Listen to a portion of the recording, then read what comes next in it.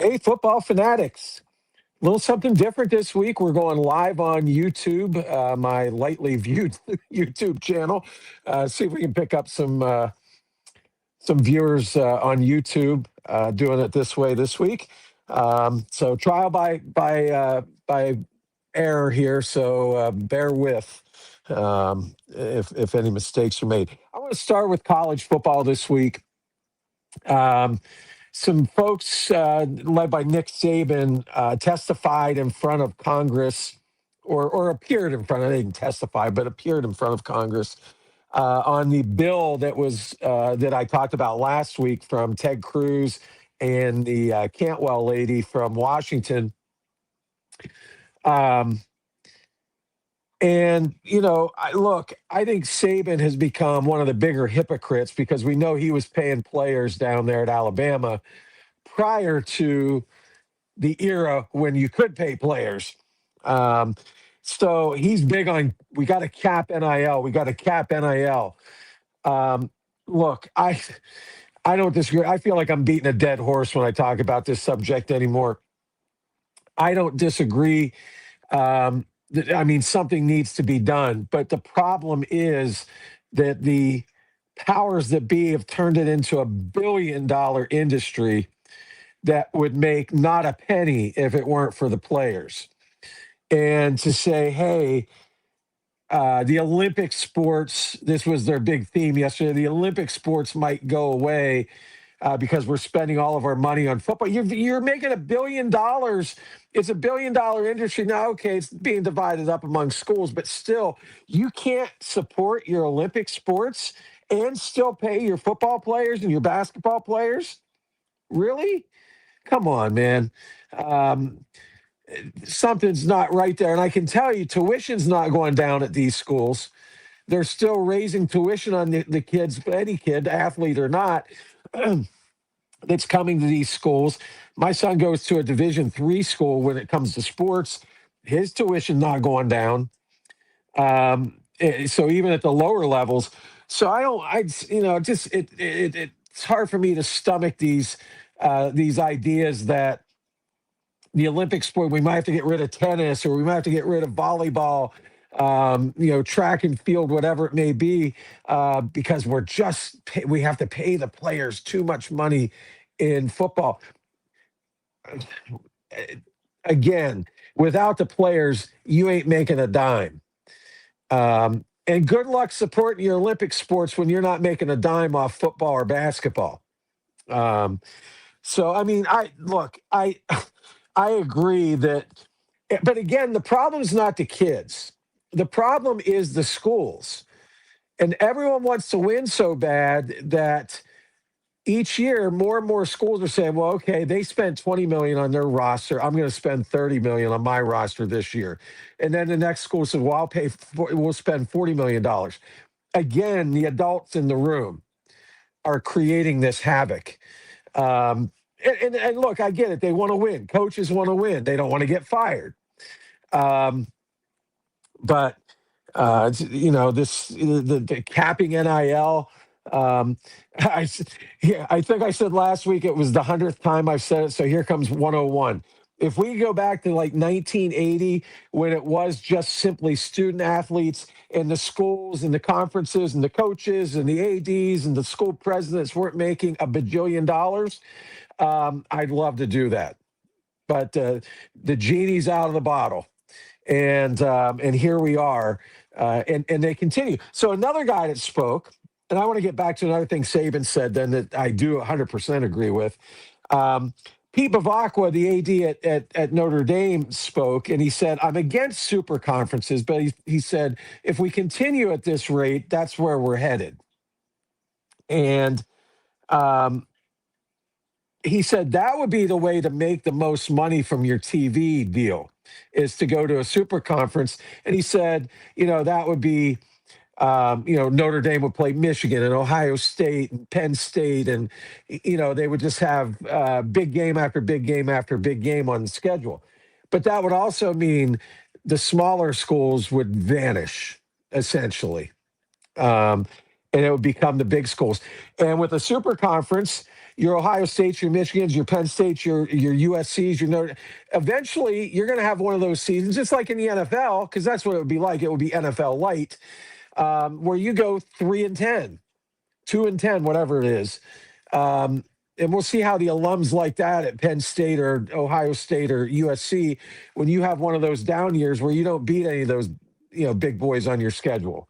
Um, but what I thought was interesting is he says he's not interested in a super conference. Well, of course not. Have you seen Notre Dame's schedule this year? Um, but that's the way to make the most money. The way to make the most money, are you telling me that the billions of dollars that you're getting from the TV contracts now isn't sufficient? Hey, let's figure out a way to make more money from the TV contracts. That's exactly why this thing is out of hand. Billion, not good enough. We'd like to make 40 billion. That's not. Then 5 years from now, that won't be good enough. We want to make 80 billion. It's insanity. But I just thought that was interesting. Well, I'm not for a super conference, but that's the way you can make the most money. And that school presidents and things like that their ears popped up and perked up when he said that. So back to Saban on a thing I'm 1,000% for, because again, it would take me back to 1980 for a minute. He said regional conferences are better. I couldn't agree more. Give me the Pac-12 back, but give me someone that knows how to run the conference, unlike the two buffoons that sent it into the tank. Give me the Southwest Conference back. Give me an Eastern Conference like Joe Paterno was trying to start, a la the Big East. The Big East in basketball will make a football Big East. We had one for a stretch. I couldn't agree more with Saban. It's better. You have some more of your traditional rivalries that you can play into the schedule, and also then you get better interconference games. Intersectional games is what we called them back in the day. So I'd be all for that. I love that comment from Saban that regional conferences are better. I 100% agree. So already back to the bill, the Big Ten and the SEC have already said no, we don't like it. And one of the big sticking points for them is that it suggests all the conferences should pool their TV money together and basically revenue share. A la what the baseball owners have suggested. By the way, I will speak on that and lots more in non-football sports on my Musings of a Sports Fanatic podcast, which you can hear at pennsports.live and hopefully on my YouTube channel. But it's they don't want to share because they're making, both those conferences made over $1 billion in TV money. The ACC and the Big 12 did not. And so, of course, ironically enough, the ACC and the Big 12 are on board with the bill. They like it. They want to do revenue sharing, and I don't blame them. And if you want to get competitive balance back, if you truly want to get competitive balance back and not just who can pay for the best roster, revenue sharing would be the way to go. So that's a part of the bill. I told you last week on here, I think the legal minds will step in on some of the things in the bill and maybe squash some of those. But, on paper, I like most of the stuff in there. But other than this thing of we're going to tamp down the players' right to earn money when they're the reason that the adults in the room are making all that money. That's the only thing I don't like.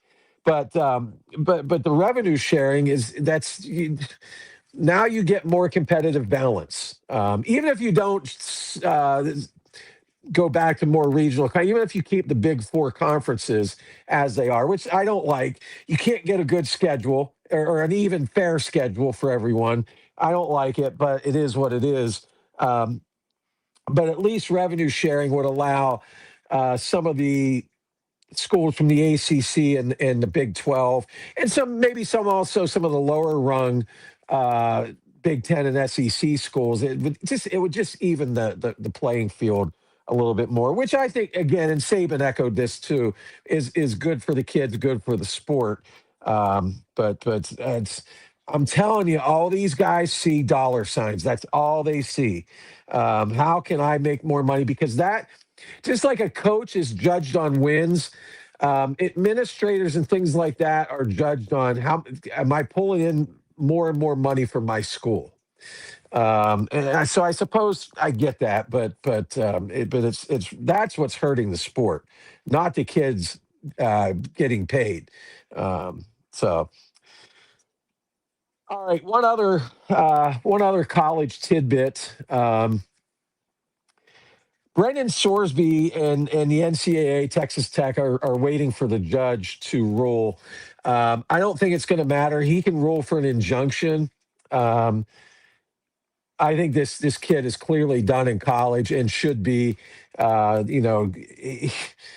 He was gambling on everything, including his own games at Cincinnati last year. I think what this should send up a flare to again the adults in the room. You don't want the kids gambling. Certainly, you don't want the kids gambling on their own sport and their own team. Well, then maybe you shouldn't be in bed with DraftKings and FanDuel and all the others. Even promoting them to stadiums, on websites and things like that. If you have a zero tolerance for gambling, certainly on your sport and on your obviously on the player's own team, um, maybe it's time for again the adults in the room to say, you know what, maybe even though they gave us a bunch of money to advertise with us, maybe we should back off those. Are you telling me you couldn't find other advertisers? You had to do DraftKings and FanDuel because you know how lucrative betting is on sports. Um, but it's addictive.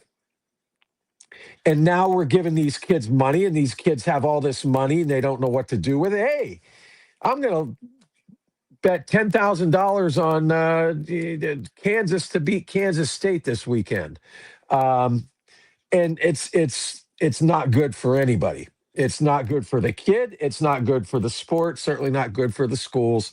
So I think this kid's done. Now the question becomes: is he close to good enough to get drafted in a supplemental draft? Someone will take a chance. I shouldn't say that. I would think someone would take a chance. I mentioned last week I did a segment on how quarterback starved the NFL is.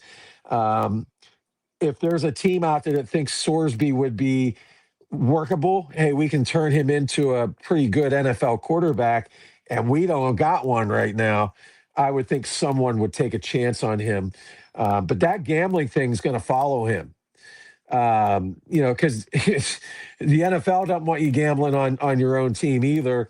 And that's a whole other entity because a lot of the NFL players I think are in backroom fantasy leagues and all that kind of stuff. So we'll see how that plays out. But I think Sorsby's done. And then, that puts Texas Tech in a pinch at quarterback and probably drops them down. I saw someone say if Sorsby's not quarterbacking at Texas Tech, he thinks, I can't remember who it was, but BYU becomes the favorite in the Big 12 this year instead of Texas Tech. That is a big loss for Texas Tech, who, by the way, almost as a stick it to Steve Sarkisian for making his comments about Texas Tech. They are trying to schedule a big boy. I saw a rumor that it could be my Trojans at USC that would step up and schedule Texas Tech.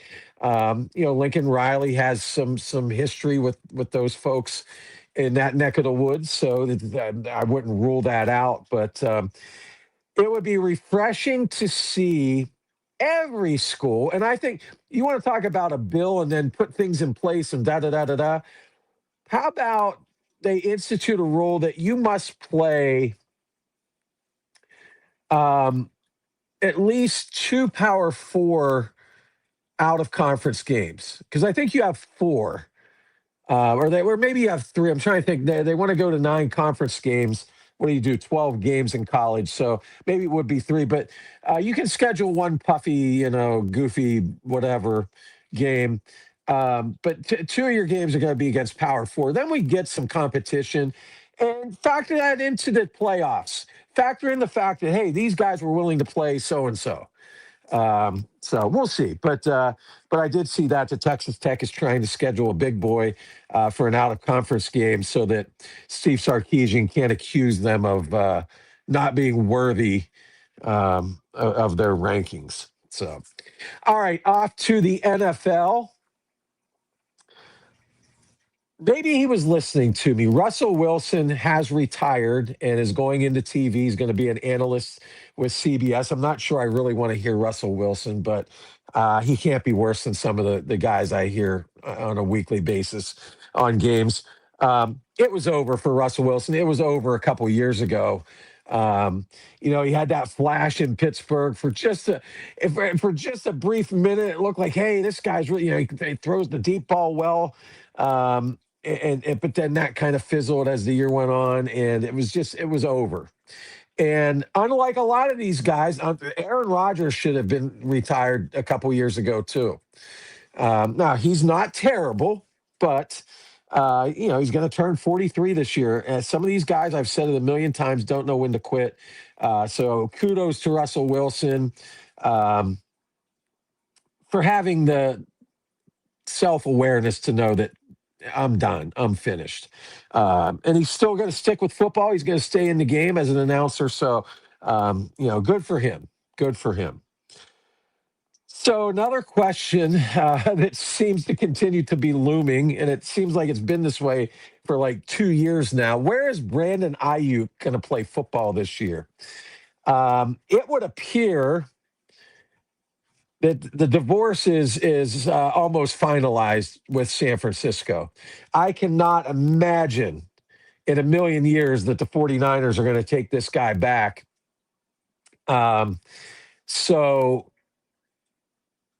that begs the question. Well, first of all, can they work out a trade?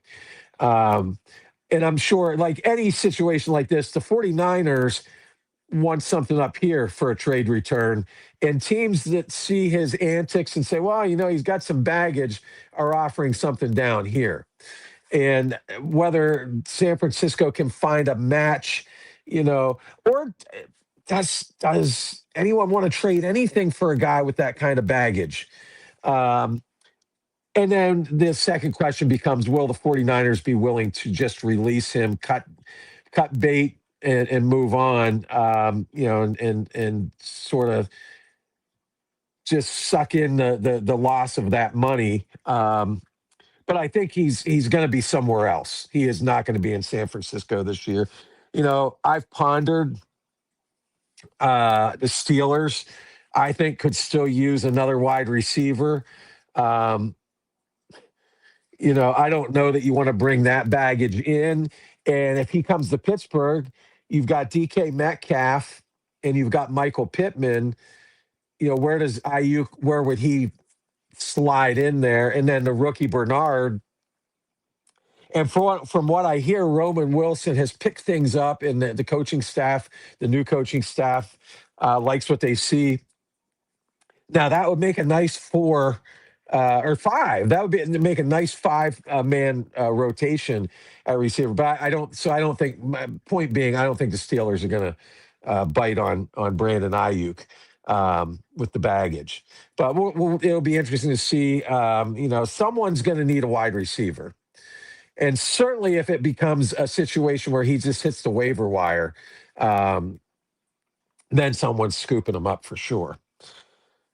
Micah Parson came out yesterday, is not going to be ready until at the very least mid-October, recovering from his ACL surgery. And I read that when they got in there to do the surgery, there was another, I think a meniscus maybe situation, or I forget what it was. There was something else when they got in there.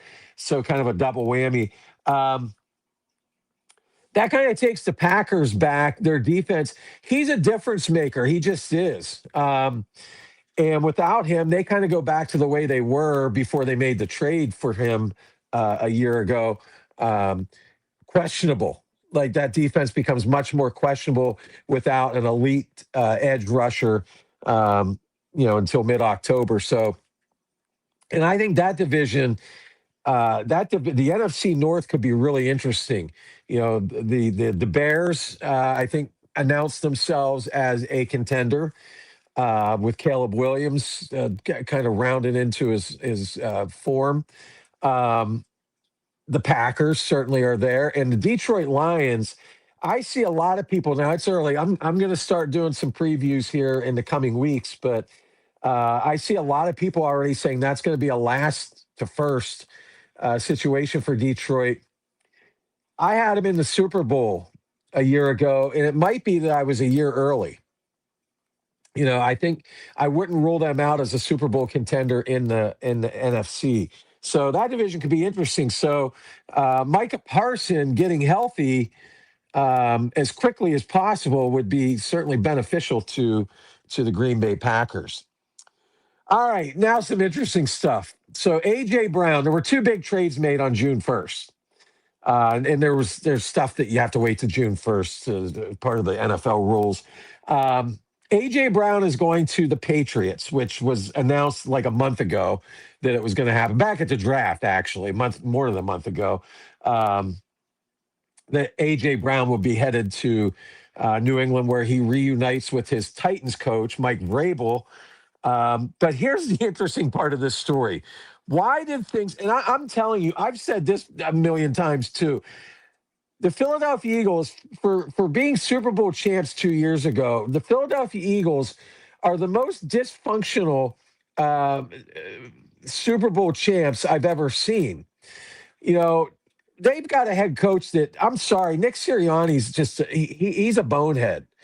And somehow they've managed to win a Super Bowl and contend with him at the helm. And he's an idiot. And then you had the AJ Brown being a diva, and I said last year I'd have traded him. But then word came out, well, maybe it was more Jalen Hurts. That there are a lot of guys on the team that don't like Jalen Hurts. He's not a good practice player. Well, now it comes out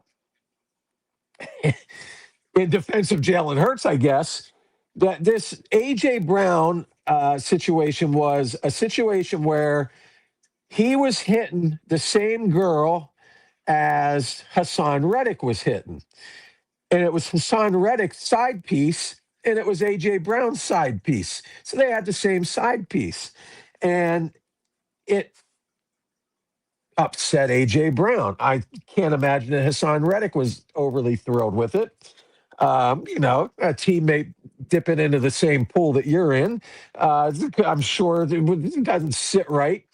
And a side piece at that. What are the other gals that are not the side pieces thinking?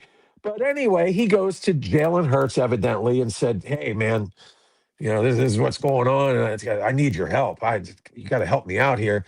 And Jalen Hurts said, "Look, man, I'm studying the playbook like I'm here to win football games. I can't get in that drama." And that made AJ Brown mad. And I'm not dealing with Jalen Hurts anymore. What a jerk. So it turns out maybe Jalen Hurts is interested in winning football games and doing what's best for the team. And so that, it goes back on AJ Brown that, he's clowning again. But what a story. Hey, we're hitting the same girl, and it's neither of our main squeezes. She must be a lovely gal. She sounds like a lovely gal. But Philadelphia, man, it's unbelievable. And when I go to the beach in the summer, I listen to the Philly. It's the only chance I get to listen to Philly talk radio, sports radio. And even coming off the Super Bowl last summer, they were just bashing the Eagles. When I listened to it, I was like, did they finish like 5-12 or did they win the Super Bowl? Because I can't tell. But that's Philly for you. But what a dysfunctional group. And now AJ Brown goes to the Patriots, where maybe he can discuss with his head coach about side pieces. Mike Vrabel seems to know about side pieces, so maybe they have a bond there. Maybe that's he can call him into the office, close the door, and just chat about how fun side pieces are, but the trouble that they can cause. So, um, good luck in New England dealing with AJ Brown. But they felt like he was maybe the missing piece. They needed another, and they did. They did. They needed some explosiveness from their skill players. So we'll see how that works out for them. Excuse me. Miles Garrett on June 1st also got traded to the Rams. There was some draft picks, and then Jared Verse, who is a really good player for the Rams, is going back to Cleveland. I am interested. I'm interested. I want to watch Miles Garrett's season unfold.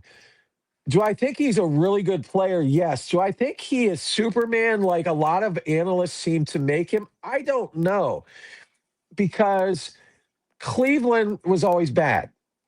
And by the end of the season, um, they're out of it by week, I don't know, 8, 9, 10.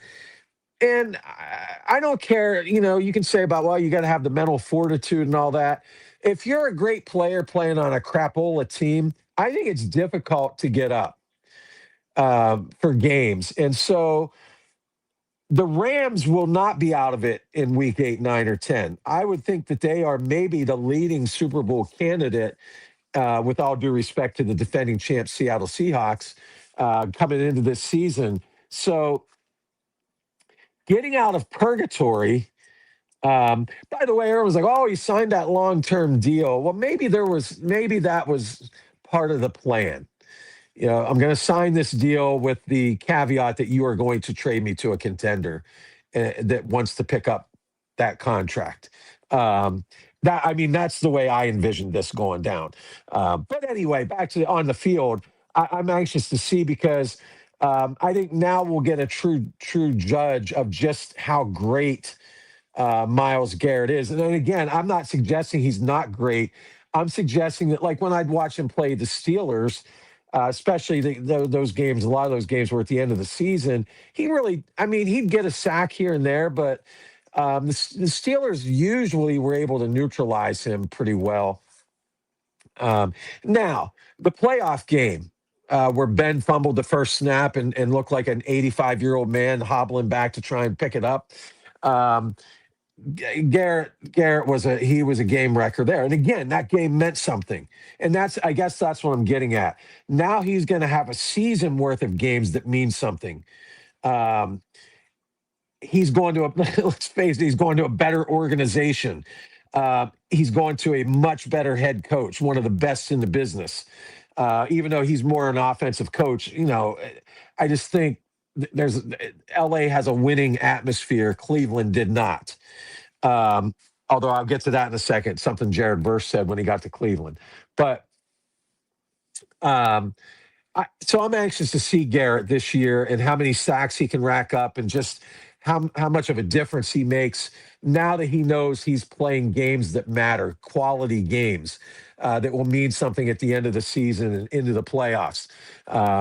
Because he may be Superman. I didn't really ever see it myself.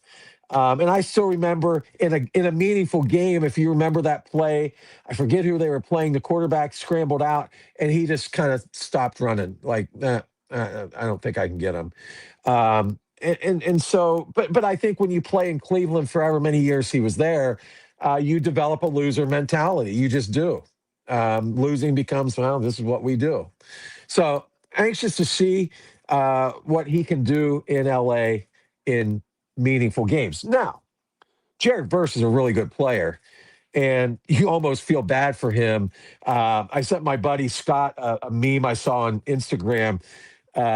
Jared Verse walking into the Rams and sees the kid from Oregon, the quarterback they drafted last year, Shador Sanders and Deshaun Watson, and they had foil hats on. It was funny as heck. But uh, he said, and I'll tell you what I think this is, but he said, you can tell whether a team's a losing team, a losing franchise by how they practice.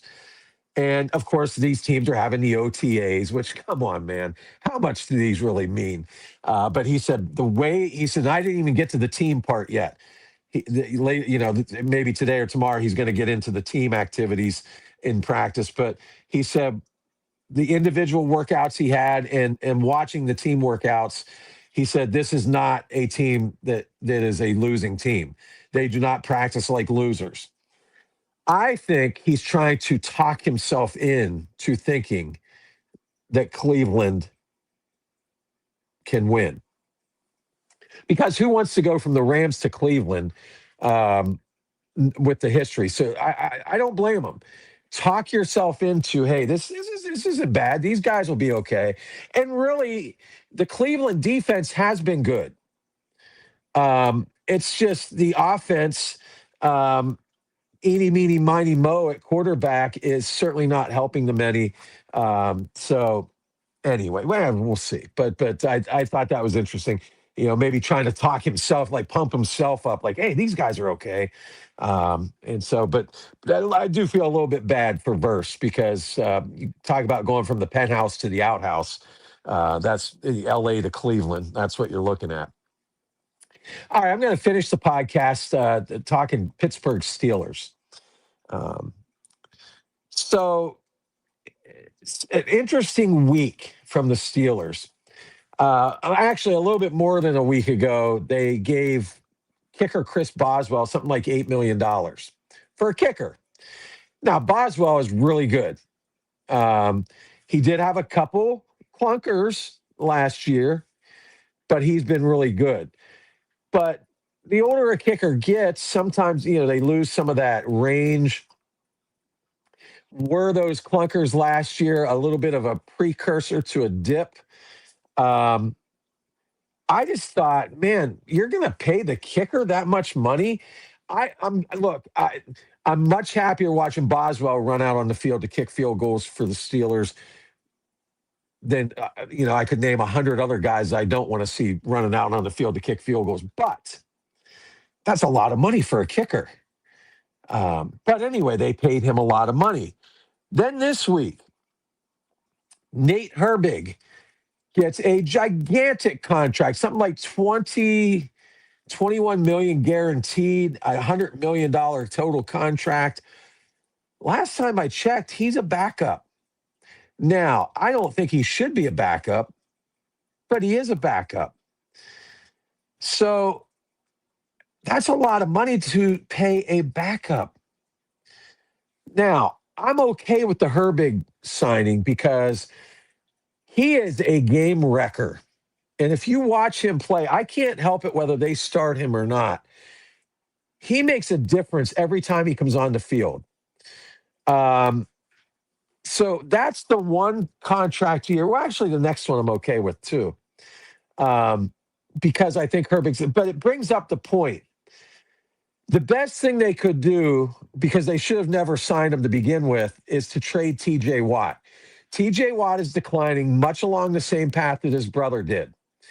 Great, great players in their prime, but they aged early, and their decline happened early. And I can't imagine another NFL team, unless they are in absolute desperation mode, that would be willing to take on that contract now that TJ Watt has for a player that's best years are behind him. So good luck. And first of all, I don't think the Steelers have any intention of trading TJ Watt. I'd probably fall off this seat that I'm in right now if I saw the news cross my phone that they've traded TJ Watt, because I just don't think that's what they're going to do, because I think the owner for sure thinks they can win. The owner for sure thinks they can win this year. I think he's delusional. I think he's been delusional. I think he should turn the team over to Sonny Boy, who does know football, or certainly knows football more than Art. I, It does. I'm starting to wonder about Omar Khan. I liked his drafts. I really, I have not disliked any of his drafts. There's always going to be a player that doesn't pan out. Broderick Jones may not pan out. Um, some other guys, but in general, I liked what he's been doing. Um, I think he's addressed a lot of the needs that needed addressed. But I take like so. What is the plan? So here's what I assume, and you know what they say about assuming, but I assume that the Steelers are entertaining trade offers for Highsmith, Alex Highsmith. And I like Alex. It's a shame. Watch the one that needs to go. The Steelers would be much better off with Herbig and Highsmith, with Jack Sawyer subbing them out. And, you can find another guy to play a few snaps to give them some rest. But again, I don't think anyone wants Watt's contract, and I don't think the Steelers have any intention of trading someone they still view as a franchise player. So I assume that maybe they're entertaining offers for Alex Highsmith, who, by the way, did not attend the workouts yesterday. I'm taping on Thursday around noon, and live, I should say live on YouTube around noon on Thursday. But on Wednesday, he did not show up, and the Steelers gave you a rigmarole story on that. But clearly, he and his representatives saw his backup get a $100 million deal. That ain't going to sit well with him. And I don't blame him for not sitting well, because he was a good player last year. He led them in sacks, not TJ Watt. Alex Highsmith led them in sacks. So the best thing the Steelers could do is trade Watt. I don't think they're doing it. I don't think any team wants it. And it's hard for me to believe that any organization would be willing to pay a backup $100 million for a contract. Do they insert him into the starting lineup ahead of Alex Highsmith? That's certainly not going to help Highsmith's mood any. So, and I don't think they would do that. So, I have to think that Highsmith is on the block, and I think that's unfortunate. But again, Rooney is operating this team like they're an inch away from being a Super Bowl contender. And so I don't get it. And then yesterday also, Darnell Washington got a pretty big deal. I think $12 million is guaranteed, but I think it's a $42 million deal in total. I'm okay with this one too, because this guy is such a unique player. Excuse me, that you can. First of all, I hope the new offensive coordinator sends him out and on pass plays more often. Get him the ball in space and let's see who's going to tackle him. And his blocking has gotten so much better. He is like a sixth offensive lineman. When you get to a point in the game where you say, let's grind it out a little bit, you can bring him in rather than an extra offensive lineman. I think he's such a valuable piece. He's my favorite Steeler player right now. I love to watch him get the ball and start running people over. So I was okay with them paying him money. But again, just forget what I like and don't like. This is a team being run like we're on the precipice here, guys. We're going to bring back the 43-year-old quarterback because he gives us the best chance to win games, as opposed to a rookie and a second-year guy, and probably someone that's close to being washed up in Mason Rudolph. So we're going to bring the 43-year-old instead of grooming one of the young guys because we think we can win now. We're going to pay a backup $100 million because he's valuable and we think we can win now. We're going to pay the backup tight end, and he is a backup tight end because they already paid the starting tight end a boatload of money. And then the old offensive coordinator I don't think he knew his name, Pat Freiermuth. It certainly didn't appear like he did. So they're being run like a team that is just on the tip of being a Super Bowl contender, and they are not on the tip of being a Super Bowl contender. If for no other reason than your 43-year-old quarterback, if he doesn't get killed this year back there, um, he's not going to suddenly find more mobility. His attitude on getting hit is not going to change any. And so now he does have Pittman's an extra weapon. His receiving core is a little bit better. He lost Gainwell, who was a safety net a year ago. So that alone, the quarterback situation alone, makes the Steelers not even close to being a Super Bowl contender. Um, Art Rooney is completely delusional if he thinks that's the case. But I'm glad they're keeping Washington and signed him. I'm glad they're keeping Herbig. But the mistake they made was signing Watt to that big contract when he was in decline. As far as Washington, I mean, look, that tight end room now suddenly is making a whole lot of money. So I hope the new offensive coordinator knows how to use them, to supplement Pittman and Metcalf and Bernard.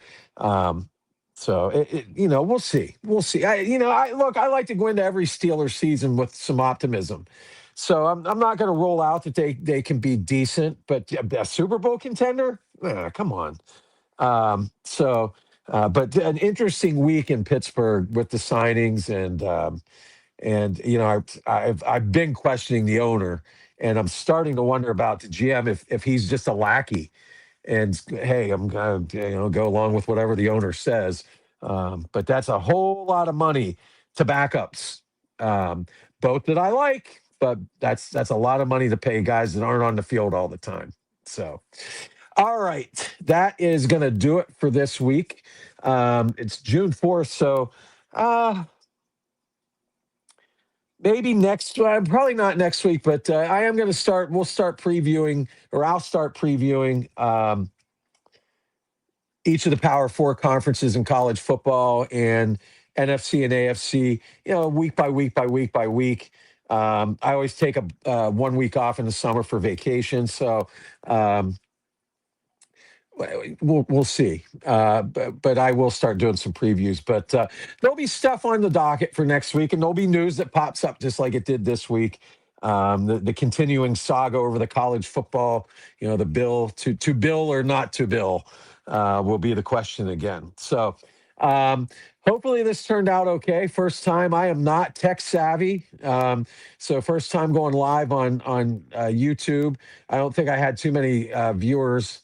People were popping in and out, it looked like, but my YouTube channel is sparsely populated. So try to get that built up a little bit so that you have some more places to watch my podcast. But one way or the other, live or on Memorex, as they used to say, I will be back again next week. Until then, you know the drill. Be nice to